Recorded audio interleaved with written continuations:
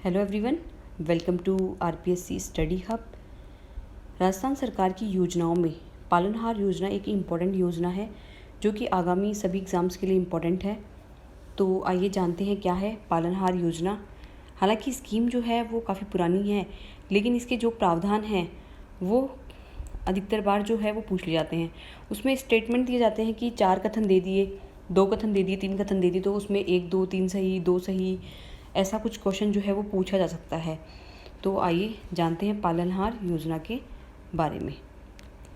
पालनहार योजना अनाथ बच्चों के पालन पोषण, शिक्षा आदि की व्यवस्था संस्थागत नहीं की जाकर समाज के भीतर ही बच्चे के निकटतम रिश्तेदार, परिचित व्यक्ति, वयस्क भाई अथवा बहन को पालनहार बनाकर राज्य की ओर से आर्थिक सहायता देना।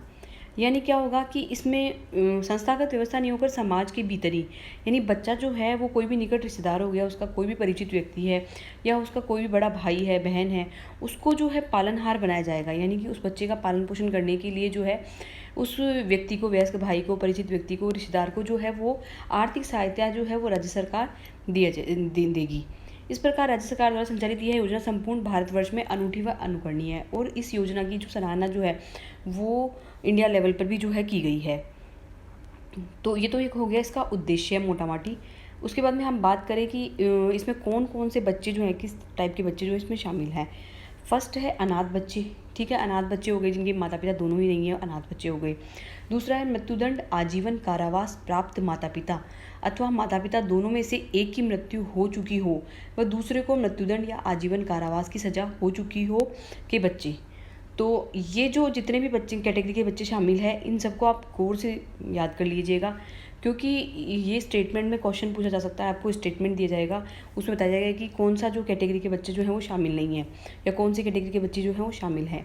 तो दूसरा पॉइंट काफ़ी इंपॉर्टेंट बन जाता है कि मृत्युदंड आजीवन कारावास जो है, यानी माता पिता को जो है या तो मृत्युदंड मिल गया है या फिर आजीवन कारावास मिल चुका है, या माता पिता दोनों में से किसी एक की मृत्यु हो चुकी हो और दूसरे को जो है वो मृत्युदंड मिल चुका हो या आजीवन कारावास की सजा हो चुकी हो कि बच्चे जो है वो इसमें शामिल है।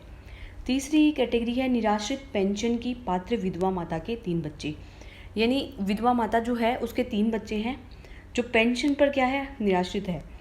तो उस तीसरी कैटेगरी हो गई। चौथी कैटेगरी जो है वो ये है पुनर्विवाहित विधवा माता के बच्चे, यानी ऐसी विधवा माता जिसने पुनर्विवाह कर लिया है उसके बच्चे जो है वो भी इसमें क्या है, शामिल हैं। पाँचवीं कैटेगरी है HIV एड्स पीड़ित माता पिता के बच्चे, यानी ऐसे माता पिता जिनको एड्स है उनके बच्चे। 6 कैटेगरी है कुष्ठ रोग से पीड़ित माता पिता के बच्चे। ओके।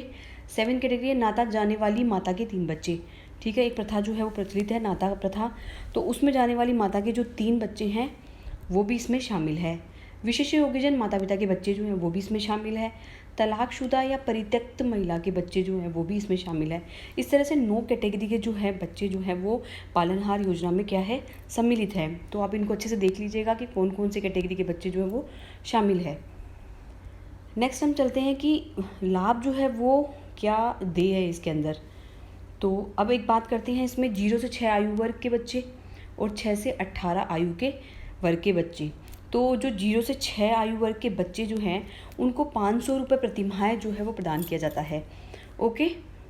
और इसमें भी आंगनवाड़ी जाना क्या है, अनिवार्य माना गया है कि 0 से 6 आयु का वर्ष का जो बच्चा है वो आंगनवाड़ी जाए और उसको 500 रुपये प्रतिमाह जो है वो दिया जाएगा।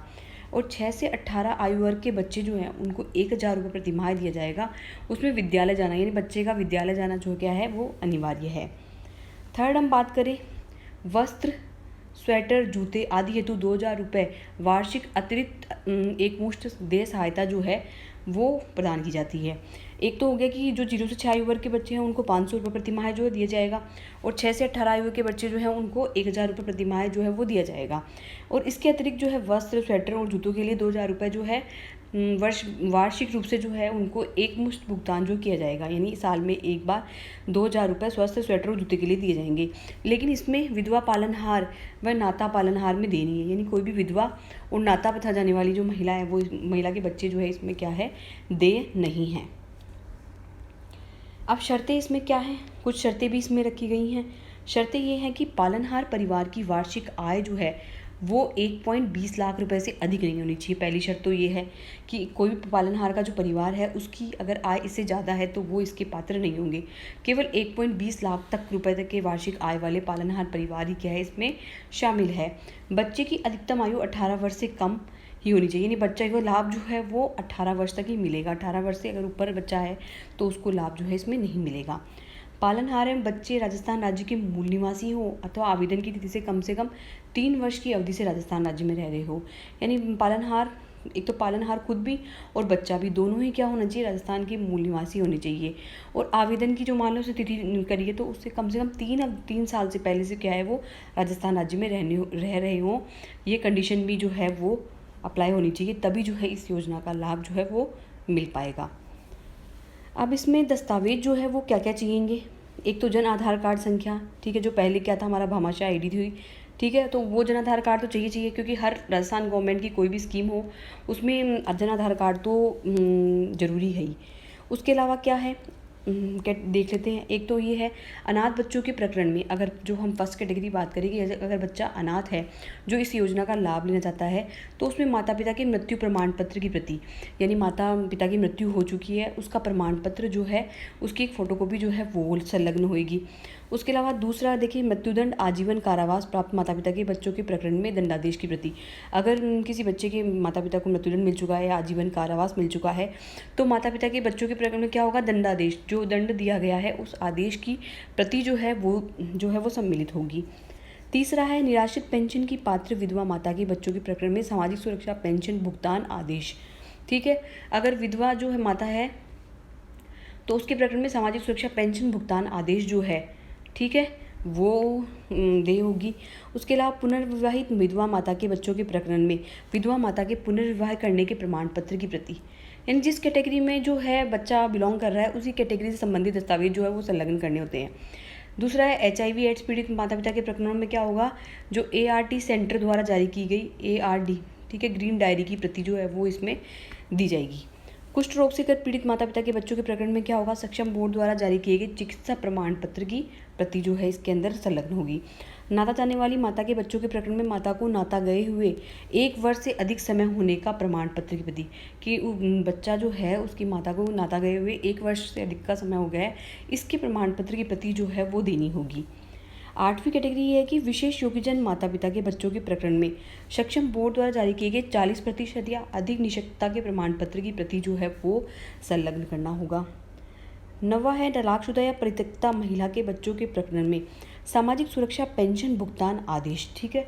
तो ये सारी कैटेगरी जब होगी, यानी बच्चा जिस कैटेगरी से बिलोंग करता है उस कैटेगरी के अकॉर्डिंग जो है दस्तावेज जो है वो लगेगा।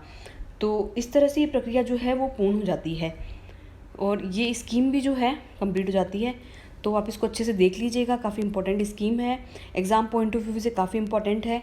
एक एक जो इसकी जो टॉपिक है उनको बारीकी से आप देख लीजिएगा। सो आज के लिए इतना ही। Thank you for watching this video.